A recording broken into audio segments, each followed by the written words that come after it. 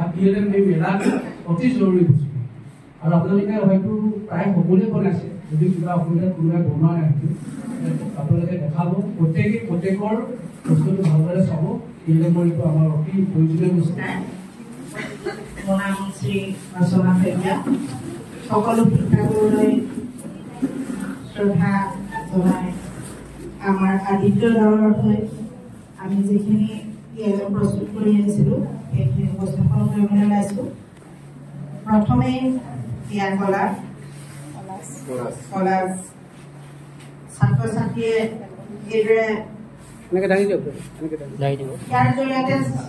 শিশুসকলৰ মনত সৃষ্টিশীল মনোভাৱ গঢ়ি উঠিব এয়া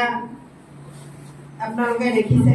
যিহেতু আমাক এই প্ৰশিক্ষণত কোৱা হৈছে যে কম খৰচত বা খৰচ নোহোৱাকৈ আমাৰ তেওঁলোকৰ হাতত এনেধৰণৰ গুটি যদি আমি সাংখ্যিক ধাৰণা তেওঁলোকৰ